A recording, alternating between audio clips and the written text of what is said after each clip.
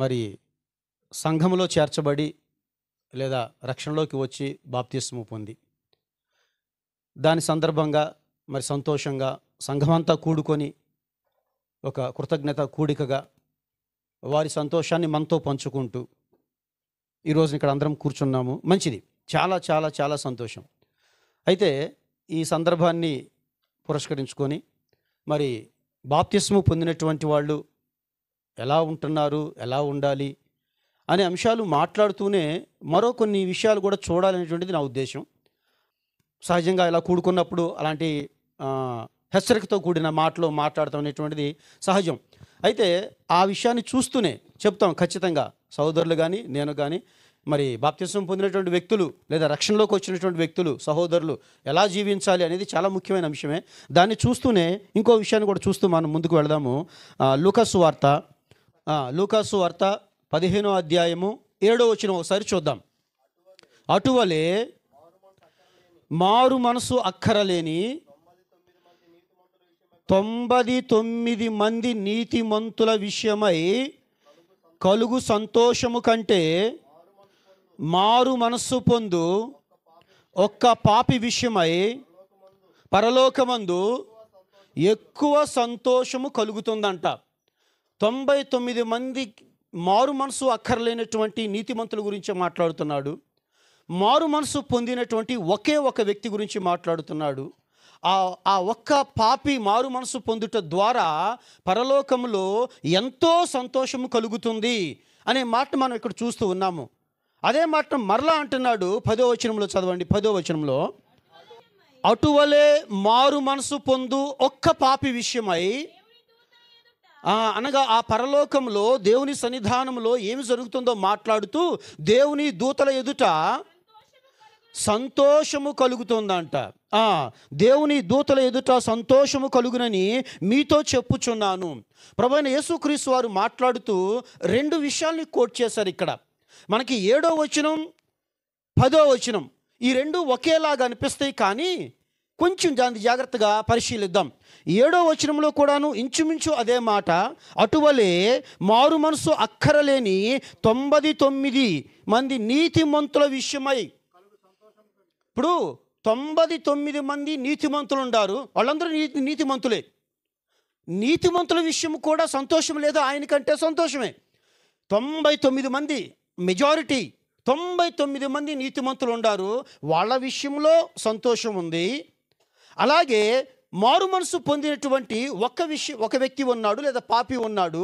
మారు మనసు పొందేటువంటి ఈ పాపి విషయంలో మరి ఎక్కువగా మిక్కిలి సంతోషము కలుగుతుంది అని మాట్లాడి 10వ వచనంలో అలాగే మాట్లాడాడు. 10వ వచనంలో అటువలే అని మాట్లాడుతూ అటువలే అంటే అట్లాగే అదే విధంగా మారు మనసు పొందేటువంటి ఒక పాపి విషయమై. అటువలే అంటే ఈ పాపి ఎవరైతే మారు మనసు పొందాడో, ఎవరైతే రక్షణలోకి వచ్చాడో, ఈ మనిషి విషయంలో అటువలే సంతోషం కలుగుతుంది. ఎట్లాంటి సంతోషం అంట? ఆ పైన మాట్లాడతాడు. అందుకైన వారితో ఆయన ఒక ఉపమానం చెబుతున్నాడు. ఆ ఉపమానంలో ఎలాంటి సంతోషం అయితే చూస్తున్నామో, ఆ ఉపమానంలో ఎట్లాగైతే ఉందో అటువలే అంతటి సంతోషము అలా కలుగుతుంది అని ఉద్దేశం అన్నమాట. మీలో ఏ మనిషికైనాను 100 గొర్రెలు కలిగి ఉండగా, ఇప్పుడు 99 గొర్రెలు ఆ గొర్రెల కాపరి దగ్గరే ఉండయి, తన చుట్టూనే తిరుగుతున్నాయి, అక్కడే మేస్తూ ఉండి సుఖంగా ఉండి సంతోషంగా ఉండి, నో ప్రాబ్లం. అవన్నీ దగ్గర ఉన్నందుకు గొర్రెల కాపరికి సంతోషమా అంటే సంతోషమే. తన గొర్రెలు తన దగ్గరే ఉన్నాయి, మరో వ్యక్తి దగ్గరికి వెళ్ళలేదు, లేదా దారి తప్పిపోలేదు, అడవిలోకి వెళ్ళిపోలేదు, లేదా ఏ పులి బారినో లేకపోతే నక్క బారినో తోడేలు బారినో పడలేదు. చాలా సంతోషం. తన గొర్రెలు తన దగ్గరే ఉన్నాయి. 99 గొర్రెలు ఆయన దగ్గరే ఉన్నాయి. చదవండి. వాటిలో ఒకటి తప్పిపోయింది. అతడు 99టిని అక్కడే విడిచిపెట్టి తప్పిపోయినది దొరుకు వరకు దానిని వెతకటానికి వెళతాడు కదా. ఇప్పుడు అది ఇక్కడ కాన్సెప్ట్. అటువలే అన్నాడు కదా. ఈ అటువలే అన్న దగ్గర 7వ వచనానికి అటువలే, 10వ వచనానికి అటువలే, 7వ వచనం అటువలే చూస్తున్నాము. ఆ 7వ వచనంలో చెప్పబడిన దానికి అంత సంతోషం, అటువలే సంతోషం. ఎటువంటి సంతోషం అంట? 100 గొర్రెలు ఉంటే ఒకటి తప్పిపోయింది. అది ఎక్కడికి వెళ్ళిందో తెలియదు, అది ఏమైపోయిందో తెలియదు. ఎంత బాధ్యత తీసుకోవాలి ఇప్పుడు ఆ గొర్రెల కాపరంటే? ఒక క్లిష్టమైన పరిస్థితి. 99 వాటిని ఇక్కడ వదిలిపెట్టాలి. 99 గొర్రెలు ఇక్కడ వదిలిపెట్టాలి. ఆ ఒక్క తప్పిపోయిన గొర్రె ఎక్కడుందో ఆ అడవిలో, ఆ మహా అరణ్యంలో, ఏ మూలనుందో, ఏ పొదలో ఉందో, ఎక్కడ ఉందో తెలియదు. ఒకటి ఈ 99 ఆ ఒక్కట. ఇక్కడ ఒక చాలా డిఫికల్ట్ కాన్సెప్ట్ ఏంటో తెలుసా? ఒకవేళ మనమే ఆ పొజిషన్లో ఉంటే, ఫర్ ఎగ్జాంపుల్ ఒక ₹1,00,000 ఉండే మన జేబులో, బ్యాంకుకి వెళ్ళాము, డ్రా చేసాము, తీసుకొస్తున్నాము. ₹1,00,000 అన్నీ ₹100, ₹500 ఇట్లాంటి నోట్లు అనుకుందాం. ఇంటికి తీసుకొచ్చిన తర్వాత లెక్కేసుకుంటుంటే ఒక ₹100 నోటు మిస్ అయ్యింది. ఏం చేస్తాం? ఏమంటే అక్కడ కట్టాలి, ₹1,00,000 తీసుకుంటే బ్యాంక్ వెళ్ళావు, లేదా నగలు పెట్టావు, లేదా ఏటీఎంలో డ్రా చేసావు, సంథింగ్ ఏదో ఒకటి ఇంటికి తీసుకొచ్చి ఇద్దరు కూర్చో, ఇదిగో ₹1,00,000 లెక్కేస్తున్నావు. లెక్కేస్తుంటే అన్ని 99 దాకా లెక్క బాగానే వచ్చింది, ఆ ₹100 నోటు మిస్ అయ్యింది. ఇప్పుడు ఏం చేస్తాం మనం? కదా, అది చూడదు అంటాం. ఒకవేళ నువ్వు కనుక ఈ డబ్బులు నీ దగ్గర ఉంచు, నేను వెళ్తాను ఇప్పుడు మళ్ళీ బ్యాంక్కి, మోరంపూడి నుంచి దుగ్గరాల దాకా జాగ్రత్తగా నడుచుకుంటూ జాగ్రత్తగా చూసుకుంటూ వెళ్తానంటే మీ ఆవిడ ఏమంటారు? చూడు ఏమన్నా, పోనీ ఈ ఎండలో ఏంటి ₹100, లక్ష కాదుగా పోయింది. ఇప్పుడు కాన్సెప్ట్ గమనించిన అక్కడ దేవుడు ఎంత జాగ్రత్తగా మాట్లాడితే 99 తన దగ్గరే ఉండే, కానీ ఒకటి మిస్ అయింది. బట్ దేవుని మనసుకి, దేవుని జాగ్రత్తకి, దేవునికి నీ ఎడల నా ఎడల ఉండ బాధ్యత, ప్రణాళిక, ప్రేమ ఏదైనా మాట్లాడవచ్చు. వీటికి ఎంత ఇంపార్టెన్స్ ఇస్తున్నాడు నీకు, ఎంత ఇంపార్టెన్స్ ఇస్తున్నాడు నాకు, మనం అంటే ఆయన దృష్టిలో ఎంత ఇంపార్టెన్సో చూడాలి. ఇక్కడ దేవుని దృష్టిలో 99 తన దగ్గర ఉన్నా, ఇంకా అక్కడ వాడిని మాట్లాడదు తెలుసా? నీతిమంతులు, మంచోళ్ళు. ఉపమానాన్ని తీసుకొని 99 మంది నీతిమంతులు ఉండారు, లేదా నీ గొర్రెలు ఉన్నాయి కదా. ఈ 99 మంది ఇక్కడ ఉండగాని ఆయన దృష్టి ఏ గొర్రె అయితే తప్పిపోయిందో, ఏ మనిషి అయితే తన మార్గాన్ని విడిచి వెళ్ళిపోయాడో, ఏ మనిషి అయితే దేవునికి దూరంగా వెళ్ళిపోయాడో అతని గురించే ఆయన బాధ అంతా కూడాను. ఈ 99 నీతిగా ఉన్నందుకు ఆయనకి సంతోషమే. అయితే ఆ తప్పిపోయిందే దాన్ని వెతుక్కుంటూ వెళ్ళి అది దొరికినప్పుడు ఒక గొర్రెల కాపరి ఎంత సంతోషిస్తాడో, ఎంత ఆనందంగా ఉంటాడో, దాన్ని తన భుజముల మీద ఎక్కించుకొని ఎంత సంతోషంగా తిరిగి వస్తాడో అట్లాంటి సంతోషము. ఇప్పుడు అక్కడ జాగ్రత్తగా గమనించండి. ఆ ఉపమానాన్ని ఆయన యేసుక్రీస్తు వారు ఎంత కిందకి దిగి, మనకు తెలుసు ఆయన యొక్క తగ్గింపు ఎంతో. ఆయన దేవునితో సమానముగా ఉండుట విడిచిపెట్టకూడని భాగ్యమని ఎంచుకోలేదు, కానీ రిక్తునిగా వచ్చాడు, దాసుని స్వరూపం ధరించుకున్నాడు, చివరికి పాపాత్ములైన మనుషుల పాదాలు కడిగేదాకా దిగాడు. ఆయన పాదాలు కడిగేదాకా దిగాడు, అంత తగ్గించుకున్నాడు. ఇప్పుడు ఆ తగ్గింపు అక్కడ గమనించడం అర్థమైంది మీకు. తప్పిపోయిన గొర్రె దొరికితే ఆ గొర్రెల కాపరంట భుజాల మీద వేసుకొని దాన్ని, ఇప్పుడు అక్కడ మీనింగ్ ఏంటో తెలుసా? అరే నువ్వు తప్పిపోతే, నువ్వు పాపంలో ఉంటే, నువ్వు దేవునికి దూరం అయిపోతే, ఆయన ఎతికి నిన్ను పట్టుకుంటే నిన్ను ఎంతగా చూస్తాడు తెలుసా? ఆయన భుజాల మీద ఎక్కించుకుంటాడు మనల్ని. అసలు ఊహించగలుగుతామా? అది ఆయనకుండ ప్రేమ, అంత సంతోషము. ఆ సంతోషములో ఆయన నిన్ను ఎలా మోస్తున్నాడో కూడా గుర్తుంటలేదు ఆయనకి, అంత సంతోషిస్తున్నాడు. వచనానికి అటువలనే అన్నాడు కదా, అనగా తప్పిపోయిన దాన్ని భుజాల మీద వేసుకొని తీసుకొచ్చి ఏం చేశాడంటే తన స్నేహితులను, తన పొరుగు వారిని పిలిచి, మీరు నాతో కూడా సంతోషించుడి, తప్పిపోయిన నా గొర్రె దొరికినదని. ఇంకో మాట, ఇప్పుడు ఒక్క పాపి మారు మనసు పొందితే ఆయన అంత సంతోషిస్తుంటే పరలోకంలో, ఈరోజు ఒక్కసారే ముగ్గురు బాప్తిస్మము పొందితే ఇంకెంత సంతోషం ఉండాలా? ఓకేనా? ముగ్గురు ఒక్కసారి బాప్తిస్మము పొందితే, ముగ్గురు దేవునిలోకి తీసుకురాబడితే, ముగ్గురు సంఘంలో చేరితే, ముగ్గురు రక్షింపబడితే, అరే ఒక్క పాపి విషయమై అంత సంతోషం అయితే కదా, మీ ముగ్గురు గురించి, ఈ ముగ్గురు సహోదరుల గురించి ఇంకెంత సంతోషించుంటాడు ఆయన. అదే కదా ఈ సంతోషం మనం ఇక్కడ కూర్చుంది. ఆ సంతోషంలో మనం పాలు పంచుకోవాలి. అది సంఘంగా మన బాధ్యత కూడాను. సరే, ఓకే. ఇప్పుడు అటువలనే అక్కడ గొర్రెపిల్ల గురించి అర్థమైపోయింది, తప్పిపోయిన గొర్రె గురించి, ఓకేనా. ఇప్పుడు 10వ వచనం దగ్గర అటువలనే అన్నాడు కదా, ఇంతకీ ఇక్కడ ఏ ఎగ్జాంపుల్ ఇచ్చుంటాడు ఆయన? ఇప్పుడు స్త్రీని తీసుకున్నాడు, ఓకేనా. ఏ స్త్రీకైనను, ఓకేనా, ₹1,00,000 ₹100 టాలీ అవుతుందా? 10 వెండి నాణెములు ఉంటే వాటిలో ఒక నాణెము పోగొట్టుకుంటే ఒకవేళ ఆమె ఎంతగా వెతుకుతుందంటే దీపము వెలిగించి ఇల్లు ఊడ్చి ఇప్పుడు మనం ఇంట్లోనే, ఇప్పుడు మన ఇళ్ళల్లో కూడా అప్పుడప్పుడు జరుగుతూ ఉండేది. మన అమ్మాయి ఆడుకుంటూ ఉండేది, బయటకు ఇంటి వచ్చేపాటికి మమ్మీ చెవుది లేదనిద్ది, అవునా, గబక్కన పట్టా లేదనిద్ది. ఇంటికి రాగానే పిల్లల్ని చూస్తాం మనం, అరే వెళ్ళేటప్పుడు 2 చెవులు కొండే కదా, కాళ్ళకి పట్టి ఉంది కదా, ఏమైపోయింది? ఒకసారి ఆలోచిస్తాం, ఎక్కడికి వెళ్ళా, ఇక్కడ పొద్దు నుంచి ఇక్కడే ఉంది, అసలు బయటికి వెళ్ళా పిల్ల, బయటికి వెళ్ళాలి, అది ఇక్కడే ఉంది, వెతుకో, మొత్తం line to line, place to place, మూల మొత్తం జాగ్రత్త వెతుకుతామా? మన విషయంలో లేదా మన వస్తువు పోయిన విషయంలో మనం అంత జాగ్రత్త తీసుకుంటుంటే, అది దొరికినప్పుడు మనకంత సంతోషం ఉంటే, ఇక్కడ మాట్లాడుతున్న మాట అదే. మళ్ళీ చదువు నాన్న. ఏ స్త్రీకైనను 10 వెండి నాణెములు ఉండగా వాటిలో ఒక నాణెము పోగొట్టుకుంటే ఆమె దీపము వెలిగించి ఇల్లు ఊడ్చి అది దొరుకు వరకు. ఇక్కడ ఈ 2 ఎగ్జాంపుల్స్ ఒక కామన్ ఇష్యూ ఏంటో తెలుసా? గొర్రె దొరికేంత వరకు ఆయన ఎదుగుతానే ఉన్నాడు. కాసేపు వెతికి దొరక్కపోతే ఆ చీకటి పడిపోయిందిలే అని ఇంటికి రాలా, దొరికేంత వరకు వెతుకుతూనే ఉన్నాడు. అది ఆయన మనస్సు. బహుశా మనమైతే కనుక ఒకవేళ మనకు ఏదైనా అలా జరిగితే, ఏదైనా ఒక వస్తువు పోతే లేదా ఇంకేదైనా జరిగితే వెతుకుతాం, కానీ దొరికేంత వరకు కాదు. 1 రోజు 2 రోజులు ఒక టైం ఉంటుంది, వెతికిన తర్వాత ఓకే ఇంకొదిలేసాయి అని అనుకుంటాం. కానీ ఆయన అలా కాదు. నువ్వు మారు మనసు పొందేంత వరకు, నువ్వు రక్షణ పొందేంత వరకు, నువ్వు సంఘంలో చేర్చబడేంత వరకు ఆయన నీ వెంట పడతానే ఉంటాడు, వెతుకుతానే ఉంటాడు, బోధిస్తూనే ఉంటాడు, గద్దిస్తూనే ఉంటాడు, హెచ్చరిస్తూనే ఉంటాడు. అది ఆయన ప్రేమ.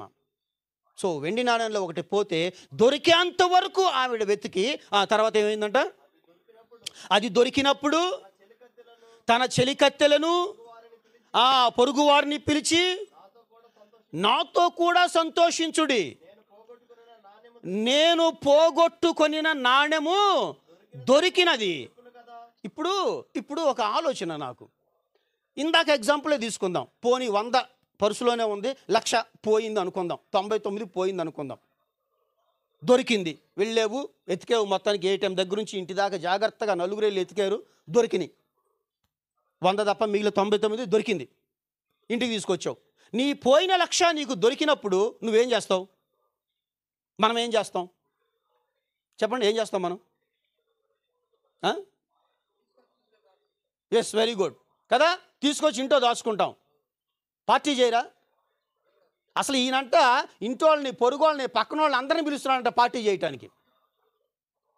మన డబ్బులు మనకు దొరికితే, మన నాణ్యం మనకు దొరికితే, మనకు పోయిన చెవిరింగి మనకు దొరికితే పిలిచి పార్టీ చేస్తామా?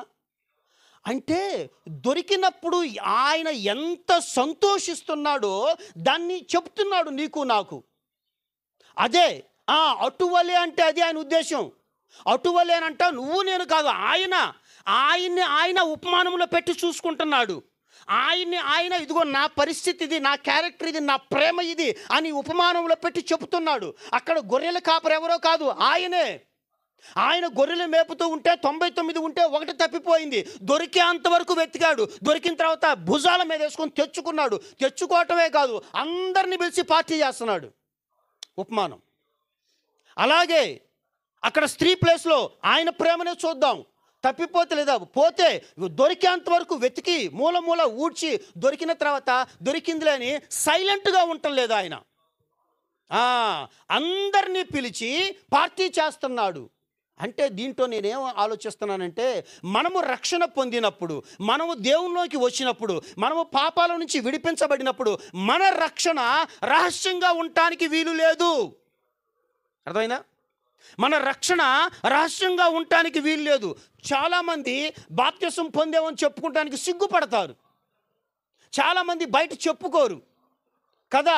మనము రక్షణ పొందాము, దేవునిలోనికి వచ్చాము, సంఘములో చేర్చబడ్డాము. కాబట్టి ఇది సంతోషించదగిన విషయము. ఎంత సంతోషించదగిన విషయం అంటే, నలుగురిని పిలుచుకొని అందరికీ కూడాను, ఎస్ ఇదిగో మా బిడ్డలు ఈ రోజున రక్షింపబడ్డారు, మా కుటుంబంలో ఈ బిడ్డలు రక్షింపబడ్డారు, మేము దేవుని సంఘములో చేర్చబడ్డాము, మేము పాపాలు కడిగి వేసుకున్నాము అని నలుగురితో చెప్పుకోవాల్సిన మన జీవితంలో ఏదైనా ఉంటే, ఇందాక సహోదరులు మాట్లాడుతూ అదే చెప్పారు. ఆ దేవమ్మ గారి గురించి ఆశ్చర్యం అన్నమాట. ఆవిడ ఆ వయసులో కూడాను ప్రతి సంవత్సరం 10 మందిని పిలిచి మీటింగ్ పెట్టి భోజనాలు పెట్టి ఒక సువార్త ప్రకటన ఏర్పాటు చేస్తూ ఉంటారు ఆవిడ. ఎందుకండి? ఇప్పుడు మన జీవితాల్లో మనము పెళ్ళి అందరికీ చెప్పి పిలుచుకొని ఘనంగా చేసుకుంటాము, తెలియచేస్తాము ఆ సంతోషాన్ని, ఆ సంబరాన్ని. మన బిడ్డ బర్త్డే అందరినీ పిలుచుకొని సంతోషంగా సెలబ్రేట్ చేసుకుంటాం, తెలియచేస్తాం ఆ సంతోషాన్ని. దేవుడు అంటున్నాడు, నువ్వు పుడితే, నువ్వు క్రొత్తగా జన్మిస్తే, నువ్వు మరలా జన్మిస్తే నేను అంత సంతోషిస్తాను, నేను అంత చెప్పుకుంటాను. ఎవరికి? పరలోకంలో అంట దేవదూతలందరూ పార్టీ చేస్తారంట, వాళ్ళందరూ సంతోషిస్తారంట. కాబట్టి దేవునిలోకి రావటము అంటే అది ఇప్పుడు మాట్లాడలేను. ఒక్క పాపి రక్షణ పొందితే అంత సంతోషము కలిగితే, ముగ్గురు ఒకేసారి రక్షణ పొందినప్పుడు ఇంకెంత సంతోషము కలిగి ఉంటుంది ఈ రోజున పరలోకంలో అనేటువంటిది ఒకసారి మనం ఊహించుకుంటే, అసలు మనం అర్హులమేనా? ఆయన భుజాల మీద మనల్ని వేసుకోవటం ఏంటి? ఆయన మనల్ని ఎత్తుకోవటం ఏంటి? ఆయన మనల్ని మొయ్యటం ఏంటి? అసలు ఆ పరిశుద్ధుడు మనల్ని టచ్ చేయటం ఏంటి కదా. ఆయన ప్రేమ అక్కడ కనిపిస్తూ ఉంటుంది, ఆయన ప్రేమ కనిపిస్తుంటే. అయితే ఇప్పుడు మనం ఇంకొక టాపిక్లో వచ్చేద్దాం. కాబట్టి బాప్తిస్ము పొందిన మనందరము కూడాను, ఈ ముగ్గురే కాదు, ఇక్కడున్న ఎందరైతే ఆల్రెడీ దేవునిలో చేర్చబడ్డామో, సంఘంలో ఉండామో, రక్షణలో ఉండామో, మనందరి విషయంలో కూడాను ఇప్పుడు బాప్తిస్మము అన్న మాట దగ్గర జనరల్గా అడిగితే, బాప్తిస్మం అంటే ఏంటయ్యా అంటే ముంచుట, మునుగుట, ఏదో ఈ మీనింగ్స్ అని చెప్పుకొస్తాం. బాప్తిస్మంలో ఏమి జరుగుతుంది అనే ప్రశ్న వస్తే, బాప్తిస్మలో పాపాలు కడిగివేయబడతాయండి అనే ఆన్సర్ వస్తుంది. బాప్తిస్మలో ఏమి జరుగుతుంది? బాప్తిస్మ ద్వారా సంఘంలో చేర్చబడతారండి. ఓకే, ఇలాంటి ఆన్సర్స్ చూస్తుంటాం కదా. ఇలాంటి ఆన్సర్స్ అన్నీ దృష్టిలో పెట్టుకొని ఇంకొక ఆన్సర్ దగ్గర కూడా నేను వెళ్తాను. ఏంటి ఆన్సర్ అంటే ఒకసారి చూద్దాం. చూడండి, పేతురు రాసినటువంటి మొదటి పత్రిక,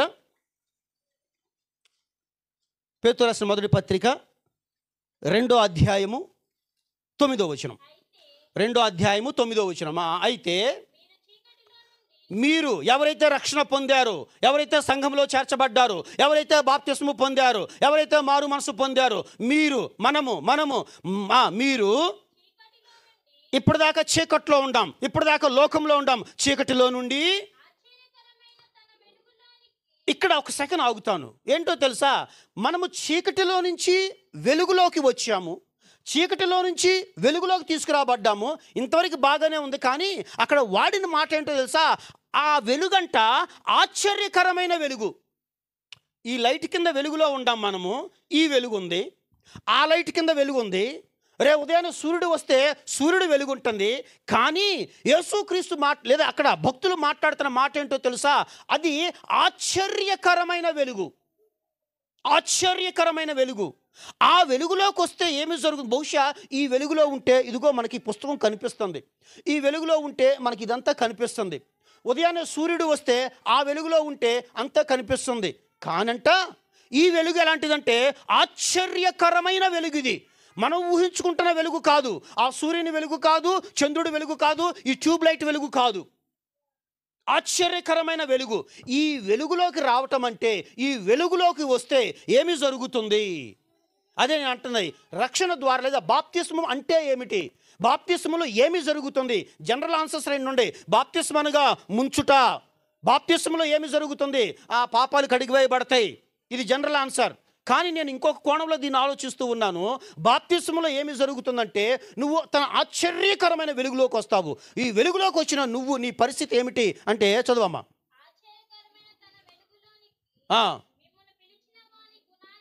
మిమ్ములను పిలిచిన వాని యొక్క గుణాతిశయములను మీరు ఎందుకు వచ్చారు ఆ వెలుగులోకి అంటే ఆయన గుణాతిశయములను ప్రచురము చేయు నిమిత్తము. బాప్తిస్మములో ఏమి జరుగుతుంది? జనరల్ ఆన్సర్, సార్ పాపాలు కడిగివేయబడతాయి, సార్ సంఘములో చేర్చబడతాము. మనకందరికీ తెలుసు. బాప్తిస్మలో ఏమి జరుగుతుంది, లేదా రక్షణలో ఏమి జరుగుతుంది? రక్షణ ద్వారా నీకు ఒక ర్యాంక్ ఇస్తున్నాడు, నీకు ఒక పొజిషన్ ఇస్తున్నాడు, నీకు ఒక బాధ్యత ఇస్తున్నాడు, నీకు ఒక డ్యూటీ అప్పగిస్తున్నాడు. అదేంటో తెలుసా? ఆయన గుణాతిశయాల్ని ప్రచురము చేయాలి. క్రొత్త పోస్ట్ వస్తుంది నీకు. బాప్తిస్ము తర్వాత ఏమి జరుగుతుంది? రక్షణలోకి వచ్చినప్పుడు ఏమి జరుగుతుంది అంటే పాపాలు కడిగివేయబడతాయి, అవన్నీ ఓకే, కానీ నీకు ఒక ర్యాంక్ ఇస్తున్నాడు ఇక్కడ. ఇప్పుడు నీట్ ఎగ్జామ్ పాస్ అయ్యాము. నీట్ ఎగ్జామ్ పాస్ అయితే ఏమి లభిస్తుంది? ఏమి జరుగుతుంది కదా? నీట్ ఎగ్జామ్ పాస్ అయితే ఎంబీబీఎస్ సీట్ వస్తుంది, వెంటనే నీ పేరు పక్కన డాక్టర్ అని పడిపోతుంది. ఇంకా 5 సంవత్సరాలు కంప్లీట్ అవ్వాలా, నువ్వు చదవలా, కానీ నీట్ ఎంట్రన్స్ ఎగ్జామ్ రాసి దాంట్లో నీకు ర్యాంక్ సీట్ రాగానే నో డౌట్, మా పిల్లలు ఉంటారు, మేము టీచర్లు కూడా మాకు తెలుసు, మా పిల్లలు ఉంటారు, వాళ్ళు ఇంటర్మీడియట్ అయిపోయి నీట్ ఎగ్జామ్ రిజల్ట్ రాగానే సార్ రిజల్ట్ వచ్చింది సార్, పాస్ అయింది సార్, నాకు పలానా కాలేజీలో ఎంబీబీఎస్ సీట్ వచ్చింది సార్ అని చెబుతారు. ఇప్పుడు మొన్నే ఒక అమ్మాయితో మాట్లాడు, లాస్ట్ నీట్లో, దివ్య అమ్మాయి పేరు. అంటే ఇప్పుడు డాక్టర్ దివ్యానా అన్న. Yes sir. ఆ ఆనందం, అమ్మాయి నాకు ఫోన్ చేసి మాట్లాడుతుంటే నేను వెంటనే అంటే ఈరోజు నుంచి నువ్వు డాక్టర్ దివ్యానా అన్న. అవును సార్ డాక్టర్. ఎస్, అది కష్టపడి నువ్వు పాస్ అయినందుకు నీకు ఒక ర్యాంక్ వచ్చింది, నీకు ఒక హోదా పెరిగింది. Today onwards you are the doctor. నీ పేరు పక్కన డాక్టర్ అని ఉంటుంది. నువ్వు సామాన్యమైన మనిషివి కాదు. ఇక నిన్ను సొసైటీలో ఎవరు చూసినా కానీ సరదాగా అయిన సరే, ఏంటి డాక్టర్ గారు వచ్చారు సెలవులకి, అమ్మాయి చదువుకుంటుంది అక్కడ కదా. ఇప్పుడు మీరు జాగ్రత్తగా గమనించండి. సపోజ్ నా కూతురు ఇంటర్మీడియట్ చదువుతుంది, వచ్చిందనుకోండి, సెలవులకు వచ్చిందా అంటారు. కానీ డాక్టర్ చదువుతూ వస్తే డాక్టర్ గారు వచ్చారా, డాక్టర్ వచ్చారా సెలవులకి, లేదు కనిపించిందా ఎక్కడన్నా డాక్టర్ గారు. అలాగే ఇప్పుడు అమ్మాయి ఇంటర్మీడియట్ అని చదువుతాం, అదే నా కూతురు డాక్టర్ చదువుతుండే కదా, పిలిచి మరి కదా, ఎలీషా డాక్టర్ గారు. ఎస్, నేనేం చెబుతున్నా అంటే ఆ ర్యాంక్ మనకంత సంతోషం ఉంటే బాప్తిస్మం ద్వారా, రక్షణ ద్వారా నీకు ఒక ర్యాంక్ ఇస్తున్నాడు ఆయన. అదేంటో తెలుసా? ఆయన గుణాతిశయంలోను ప్రచురము చేసేటువంటి అదేంటి సార్ డాక్టర్ అంత ముద్దుగా లేదే అది. ఆయన గుణాతిశయాలను ప్రచురం చేయటానికి అదొక ర్యాంకా అంటే ఏంటో తెలుసా? ఆ ర్యాంకు ప్రపంచంలో ఏ డాక్టరు, యాక్టరు, ఇంజనీరు, కలెక్టరు ఎవడి పాదాలు సుందరము కాదు, కానీ ఆయన గుణాతిశయాలు ఎవడైతే ప్రచురం చేస్తాడో వాడి పాదాలు సుందరమైనవి. That is your rank. నీకు ఇస్తున్న హోదా అది కదా. ప్రెసిడెంట్ ఆఫ్ ఇండియా ఉండొచ్చు, కలెక్టర్ ఉండొచ్చు, డాక్టర్ ఉండొచ్చు, ఎవడైనా ఉండొచ్చు. కేవలము దేవుని వాక్యంలో ఆయన నోటితో చెబుతున్న మాట, ఆ పరిశుద్ధ గ్రంథంలో ఆయన రాయించుకున్న మాట. ఎవరైతే ఆయన గుణాతిశయాలు ప్రచురము చేస్తున్నారో వాళ్ళ పాదాలు ఎంతో సుందరమైనంట. వాళ్ళని మీదెక్కించుకుంటున్నాడంట, ఆయన భుజాల మీద మోస్తున్నాడంట. ఇది బాప్తిస్మ ద్వారా, రక్షణ ద్వారా, మారు మనసు ద్వారా నీకు వచ్చిన ఒక హోదా. ఆ హోదాని కాపాడుకోవాలి, ఆ హోదాని కాపాడుకోవాలి.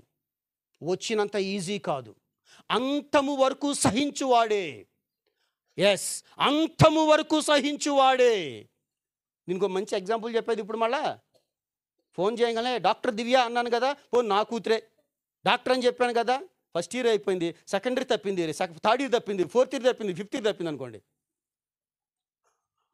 ఎలీషా మా అమ్మాయి తప్పింది కాదా. అంతము వరకు కష్టపడి అది పూర్తి చేసుకొని ఇంటికి వచ్చి ప్రాక్టీస్ చేస్తే నా కూతురు డాక్టర్ అబ్బా. అంతము వరకు నీకు ఆయన ర్యాంక్ ఇచ్చేశాడు. ఎప్పుడైతే నీట్ పాస్ అవ్వగానే as today onwards your doctor Divya అని అనగానే అవును సార్ డాక్టర్ సార్ అని ఎంతో సంతోషంగా చెప్తావు. ఇప్పుడు నువ్వు బాప్తిస్మం పొంది, రక్షణ పొంది, సంఘంలో చేర్చబడగానే నీకు ఆయనకు ర్యాంక్ తగిలిచ్చాడు ఆయన. నువ్వు ఎవడవో తెలుసా? ఎవడవంట? కిందలైనదే. చదవండి అని చదువు. యువర్ స్పెషల్ అనమాట. ఏర్పరచబడిన వంశము నీదో. సపరేట్ చేసేసాడు నిన్ను. ఏర్పరచబడిన వంశమును, రాజులను, యాజకులను, పరిశుద్ధ జనం. ఒక్క ర్యాంకు కాదు నీకు ఇస్తుందబ్బా, ఒక్క ర్యాంకు కాదు కదా. ఎన్ని ర్యాంకులు తగిలిచ్చాడో నీకు అక్కడ.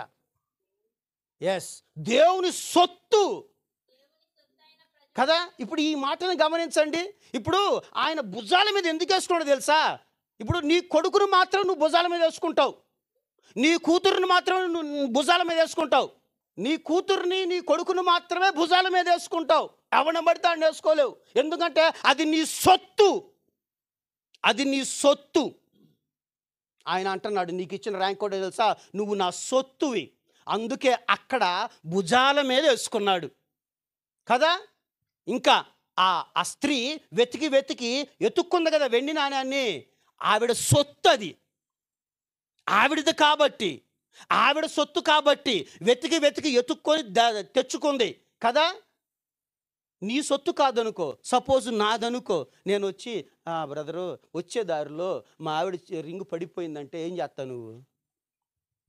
అయ్యో పాస్టర్ గారు అట్టాగండి అని ఒక మాట మాట్లాడతావు, అంతేగాని వెళ్ళి ఎతుకుతావా? నీ సొత్తు కాదు కాబట్టి. అర్థమవుతుందా? నీ సొత్తు కాదు కాబట్టి. అదే మా ఆవిడ వచ్చి ఏమండి వచ్చే దారిలో అక్కడ పడిపోయిందంటే అంటావా? ఎక్కడ ఎక్కడ ఎక్కడ పడిపోయింది? ఎందుకని నా సొత్తు కాబట్టి. అర్థమైందా? అది అక్కడ మాట్లాడుతున్న మాట. ఆయన గొర్రెని ఊరకి ఎక్కించుకోవాల మీద. అందుకే అక్కడ వాడిన మాట అంటే అట్లాగా, అటులనే, అటువలే. అటువలే అంటే దాని మీనింగ్ అది. అటువలే 99 కంటే కూడాను ఈ తప్పిపోయిన ఒకటే ఇంపార్టెంట్. అంత సంతోషం కలుగుతుంది అంటున్నాడు ఆయన. ఎస్, కాబట్టి ఈ రోజున బాప్తిస్మం పొందిన వాళ్ళైనా కావచ్చు, మనమైనా కావచ్చు, ఆయన ప్రేమ అట్లాంటిది. మనకు ఒక ర్యాంక్ ఇస్తున్నాడు ఆయన. అయితే దీన్ని కాపాడుకోవాలి. ఇందాక చెప్పినట్టుగా ఏదో సీట్ వచ్చింది ఎంబీబీఎస్లో అన్ని సబ్జెక్ట్స్ ఫెయిల్ అయినంటే కుదరదు. అలాగే నీకు ఆయన 4 ర్యాంకులు ఇచ్చాడు. ఆయన యాజకుడు అన్నాడు, రాజులు అన్నాడు, సొత్తు అన్నాడు, తన సపరేట్ వంశం అన్నాడు, ఏర్పాటు చేయబడిన జనాంగం అంటున్నాడు. ఇన్ని ర్యాంకులు ఇచ్చినప్పుడు అంటే చూడండి, అంతే కదా. ఎంబీబీఎస్ 4-5 సంవత్సరాలు జరిగినట్టు ఇక్కడ కూడాను 4-5 ర్యాంకులు ఉన్నాయి. వీటిల్లో ఏదన్నా తప్పిపోయామనుకో కష్టమే. కాబట్టి దాన్ని మనం నిలబెట్టుకోవాల్సిన బాధ్యత మనందరి మీద, బాప్తిస్మం పొందిన ఈ సహోదరుల మీద, ఎప్పుడో బాప్తిస్మం పొందిన మన మీద, అందరి మీద కూడాను దాన్ని నిలబెట్టుకొని ఆ ఎగ్జామ్ పాస్ అయ్యి అంతము వరకు సహించి దాన్ని పొందాల్సిన బాధ్యత మన మీద పెట్టాడు ఆయన. ఆయన నీకు ర్యాంకు చెప్పాడు, నీ పొజిషన్ ఏందో చెప్పాడు, ఆయన నువ్వేంటో చెప్తున్నాడు, నిన్ను తన భుజాల మీద వేసుకున్నానని చెప్తున్నాడు, నా సొత్తు అని చెబుతున్నాడు. బాప్తిస్మం ద్వారా ఒక ఆన్సర్ ఇస్తున్నాను, ఇదిగో ఈ ర్యాంక్ ఇస్తున్నాడు, నీకు ఒక హోదా ఇస్తున్నాడు, నీకు ఒక పొజిషన్ ఇచ్చాడు. ఇంతవరకు ఓకే. ఆ తర్వాత ఇంకా రక్షణ తర్వాత, బాప్తిస్మం తర్వాత ఇంకా ఏమి జరుగుతుంది, ఏమి జరగాలి, ఏంటి అనేది గమనిస్తే కనుక అపోస్తుల కార్యములు 2వ అధ్యాయము 36వ వచనం నుంచి చదువుదాం.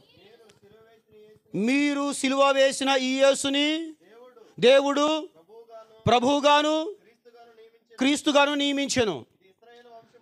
ఇది ఇశ్రాయేలు వంశమంతయు రూఢిగా తెలుసుకొనవలనని చెప్పెను.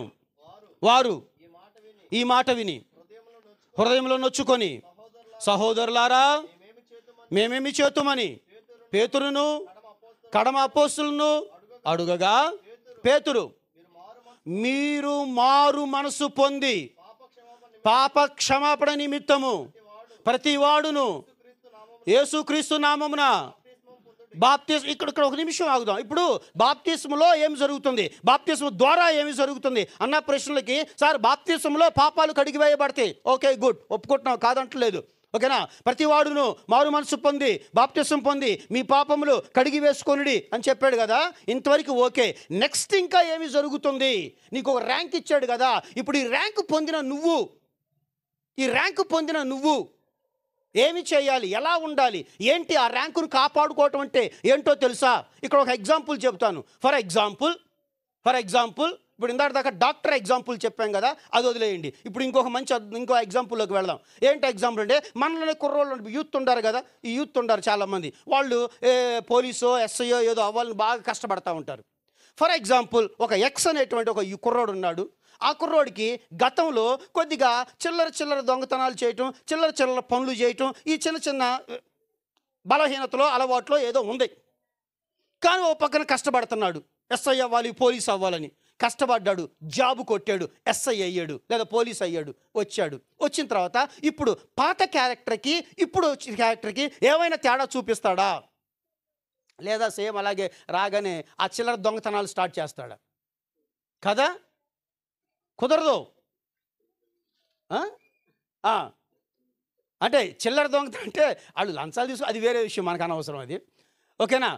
ఈ దొంగ చేయడు. ఎందుకంటే ఇప్పుడు ఆయన ఒక గౌరవమైన పొజిషన్లో ఉన్నటువంటి వ్యక్తి కాగా, ప్లస్ మనకి నీతి మాటలు చెప్తూ ఉంటాడు, అట చేయకూడదు, ఎట చేయకూడదు, జాగ్రత్త కదా. ఇప్పుడు బాప్తిస్మం పొందిన నువ్వు, రక్షణలోకి వచ్చిన నువ్వు, నీకు ర్యాంక్ ఇచ్చాడు దేవుడు. నాయన నీ పొజిషన్ ఇది, ఇప్పుడు నువ్వు నా సొత్తు అని చెప్పాడు. నువ్వు యాజకుడివి, రాజువి, సపరేట్ జనాంగము, వంశము అని చెబుతున్నప్పుడు దీన్ని కాపాడుకోవటం ఎట్టాగో తెలుసా? ఇప్పుడు చదువు, కిందకు చదువు. అప్పుడు మీరు ఈ వాగ్దానము మీకును మీ పిల్లలకును దూరస్తులందరికీ అనగా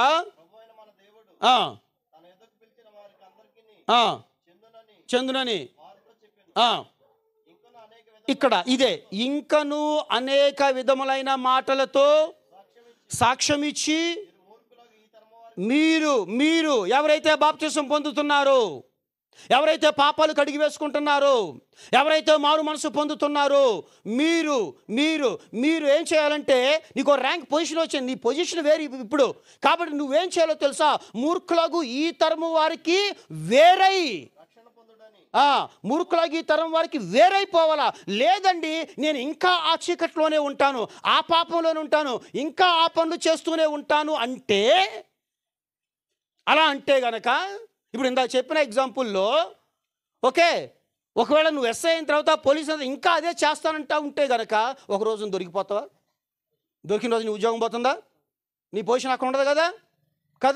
ఎస్, ఇప్పుడు రక్షణ పొందిన నువ్వు, బాప్తిస్మం పొందిన నువ్వు, మారు మనసు పొందిన నువ్వు, దేవునిలోకి వచ్చిన నువ్వు, నీ పాపపు చీకటి జీవితాన్ని వదిలిపెట్టకుండా దాంట్లోనే ఉంటే కుదరదు.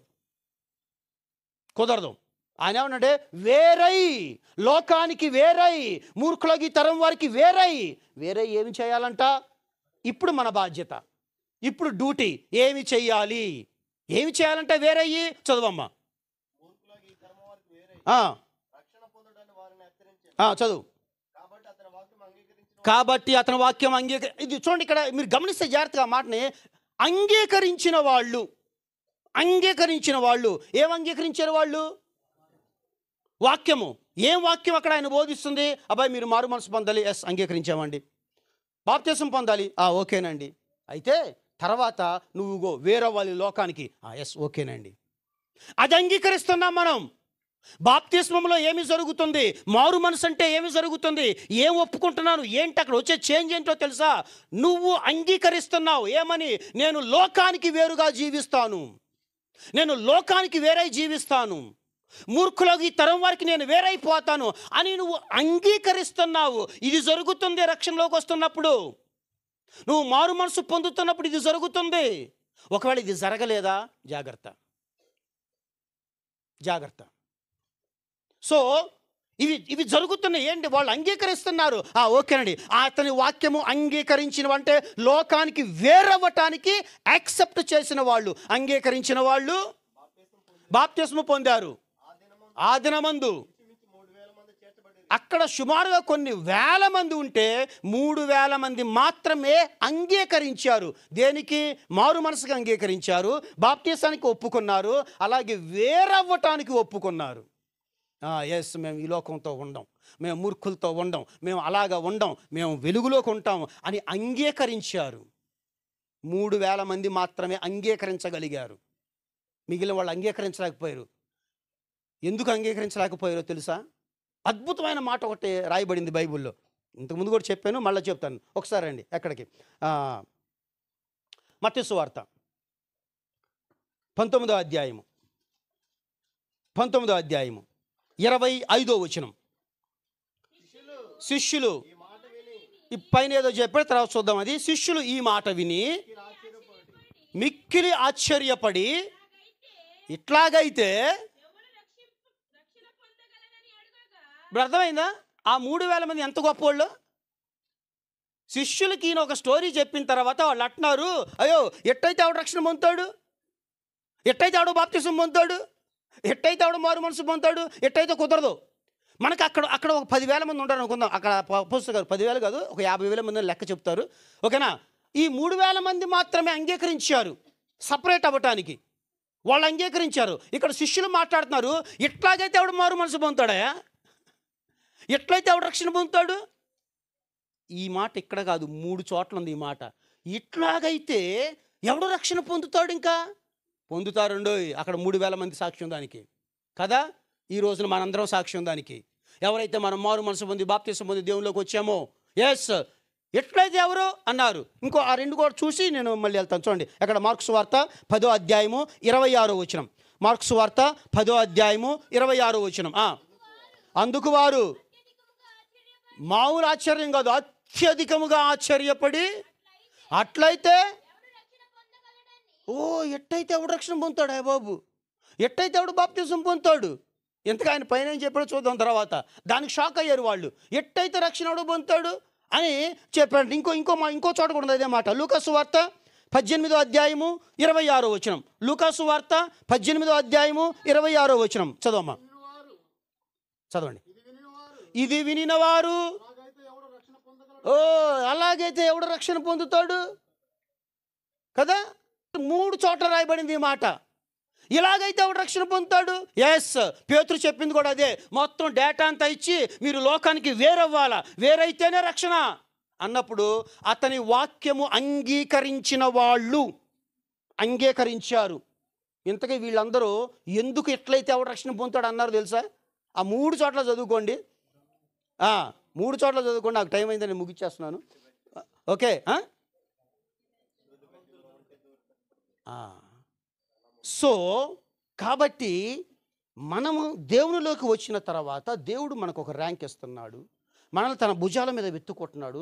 మనల్ని తన సొత్తు అన్నాడు. వీటన్నిటికీ మించి నువ్వు ఒకటి అంగీకరించాలి అంటున్నాడు. అదేమిటంటే నువ్వు లోకానికి వేరవ్వాలి అని చెప్తున్నాడు. నీకు ఈ ర్యాంక్ ఇచ్చినప్పుడు యు ఆర్ ద సపరేట్. అంతే. ఇక నువ్వు ఇంకా లోకంలో చీకట్లో ఉంటానంటే కుదరదు. అయితే ఈ 3,000 మంది ఒప్పుకున్నారు కదా. ఎస్, అవునండి పేతురు గారు యాక్సెప్ట్ అని అంగీకరించారు కదా. ఈ అంగీకరించిన వాళ్ళు ఏమి చేశారు? బాప్తిసం పొందారు. బాప్తిసం పొంది ఏం చేశారు? ఇక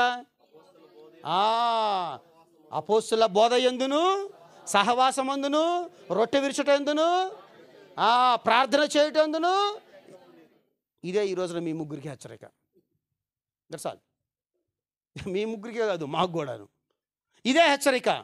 లోకానికి వేరే అంగీకరించామంటే ఇంకోటేదో చేయటానికి యాక్సెప్ట్ చేసామని అర్థం. దీన్ని వదులుకుంటానికి సిద్ధపడ్డాము. ఇది వదులుకున్నామంటే ఇంకోటేదో పట్టుకోవాలా. ఏం తీసుకోమంటున్నాడు? ఏది కంటిన్యూ చేయమంటున్నాడు తెలుసా? అది కంటిన్యూ చేయమంటున్నాడు. అపోస్తుల బోధలో ఉండమంటున్నాడు, రొట్టె విరుచుటలో ఉండమంటున్నాడు, ప్రార్థన చేయటంలో ఉండమంటున్నాడు, సహవాసంగా కూడుకోవటంలో ఉండమంటున్నాడు. ఇవన్నీ చేయమంటున్నాడు. ఇది చెయ్యాలి. బాప్తిసానికి ముందు, బాప్తిసం తర్వాత అనే ఒక లైన్ పెట్టుకుంటే బాప్తిసానికి ముందు బహుశా ఈ 4 పాయింట్స్లో మనం ఉండం. రొట్టె విరుచుటలో ఉండం, ప్రార్థనలో ఉండం, సహవాసంలో ఉండం, అపోస్తుల బోధలో ఉండం. అదంతా లోకము. లోకాన్ని విడిచి ఆశ్చర్యకరమైన తన వెలుగులోకి వచ్చిన తర్వాత దాన్ని వేరై ఇటు వచ్చావు కదా, దాన్ని అంగీకరించావు కదా. అతని వాక్యము అంగీకరించిన వారు అంటే అర్థం అది. అంగీకరించిన వారు ఎస్ ఓకేనాయన మేము రెడీ, మాకు బాప్తిసం ఇచ్చాయన్నారు. 3,000 మంది బాప్తిసం తీసుకున్నారు. దేవునిలో రక్షణలో లేదా సంఘంలో చేర్చబడ్డారు. చేర్చబడిన తర్వాత ఏంటి నెక్స్ట్ డ్యూటీ అంటే, ఇదిగో మీకు ఇచ్చిన ర్యాంక్ ప్రకారం ఇది మీ డ్యూటీ, మీరు సహవాసం ఉండాలా, రొట్టె విరుచు ఉండాలా, ఇలా ఉండాలా. Yes okay sir. ఎడతెగక, వితౌట్ గ్యాప్ అన్నమాట. No break. ఒక ఆదివారం వచ్చి ఇంకో ఆదివారం మానేయటం కాదు కదా. ఒకసారి రొట్టె విరిచి ఇంకోసారి మానేయటం కాదు. ఎడతెగక దానిలో ఉండాలి. ఇది బాప్తిస్ము తర్వాత ఉన్నటువంటి జీవితం. ఈ రెండింటిని మనల్ని మనం కంపేర్ చేసుకుందాం. మనము ఇంకా అదే ఉండామా లేదా దీంట్లోకి వచ్చామా? ఇంకా తేడాలుంటే మనల్ని మనం సరి చేసుకోవాలని, ఇలా జీవించాలని సహోదరులకు తెలియజేస్తూ, అలాగే నన్ను నేను హెచ్చరించుకుంటూ ముగిస్తున్నాను. అందరికీ వందనాలు. Thank you.